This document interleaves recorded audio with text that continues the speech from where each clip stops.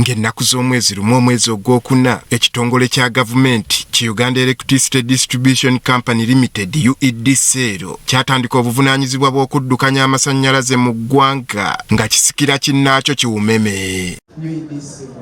Okuva ekitongole kino lwe kyakwasibwa obuvunaanyizibwa buno, ebitundu bingi bizze byemulugunya ku kuvaavaako kw'amasannyalaze. Naye obuzibu bwe tusanze nti amasannyalaze ga muno obudde oluziba nga gavaako. Kubira omulanga aba UEDCL mutuyambe mutereeze amasannyalaze, insecurity egenda kusukala amasannyalaze. Bano ekitongole ki UEDCL kikabatemye nti okumala ebbanga lya mwaka guno gwonna embeera egenda kubeera bweti nga basaanye okubagumiikiriza.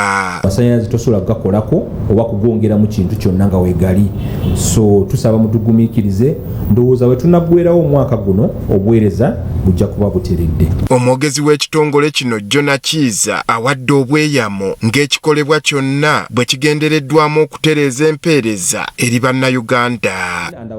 Kiiza agamba ekitongole kiwumeme kyabalekera transforma 116 enfu nga zikoze ky'amaanyi okutaataaganya emirimu gyabwe naddala okubunyisa amasannyalaze mu bitundu by'eggwanga ebirala. Bwe tujjidde wano nga transformers zino zonna tumaze okuzizzaawo saako n'okuteekamu transformers ezisukka 518 mu bitundu ebyenjawulo eby'eggwanga. Naye nga nakino nakyo kitegeeza bino byonna bye binaaba bikolebwa wajja kubaawo okutaataganyizibwa mu buweereza. N'ababba ebikozesebwa mu kubunyisa amasannyalaze gano nabo tebalemye kubakoonako. Baganda baffe ne batabanyi baffe mu bitundu ebyenjawulo abatubbira ebyuma batuleetedde erinnya ebbi n'okutukyawa mu bitundu ebyenjawulo. So tukubiriza Bannayuganda ffenna tugate emikono gyaffe tulabe nga tulwanyisa omuze guno ogukutte ejjembe mu bitundu ebyenjawulo. Kati mu kiseera kino bano bali mu kaweefube w'okubunyisa amasannyalaze eri abantu abasoba mu 22 n'ekitundu omwaka guno we gunaggweerako.